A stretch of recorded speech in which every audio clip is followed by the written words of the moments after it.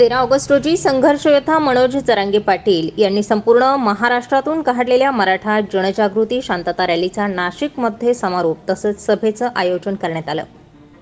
या सभेसाठी संपूर्ण जिल्ह्यासह राज्यभरातून आलेल्या मराठा बांधवांनी मनोज जरांगे पाटील यांचं उत्साहात स्वागत केलं।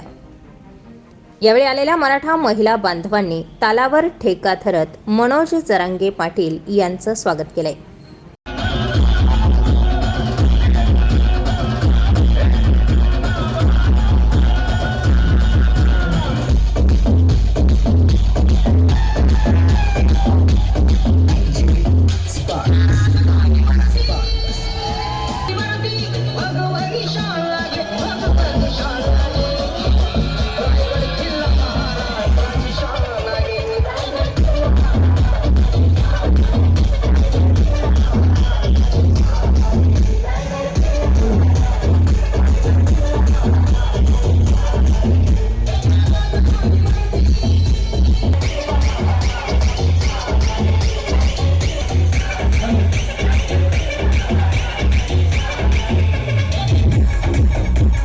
शांतता पाळायची आहे। रॅली रविवार कारंजापर्यंत आलेली आहे। नाश्ता एक मिनिट। अरे मराठा, एक मराठा, अरे जरांगेचा बाला किल्ला, अरे जरांगेचा बाला किल्ला, अरे कोण म्हणतो देत नाही हक्काचं आरक्षण, आमच्या हक्काचं।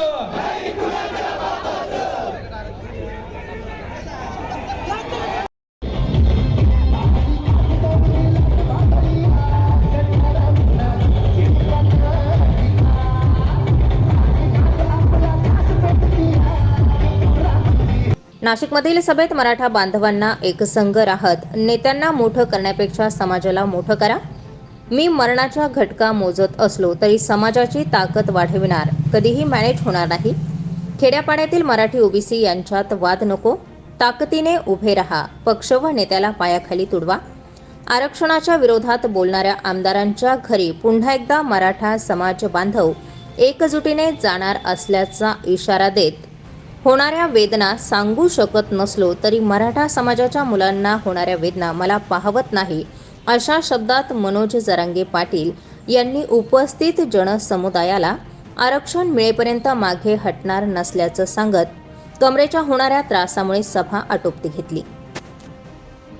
29 ऑगस्ट रोजी सर्व मराठा बांधवांनी अंतरवाली सराटी येथे आपला डाटा घेऊन उपस्थित राहण्याचंही आवाहन करत येणाऱ्या निवडणुकीची पुढची दिशा ठरविणार असल्याची माहिती दिली। स्टार 24 फास्ट न्यूजसाठी दीपक अंभोरे, नाशिक।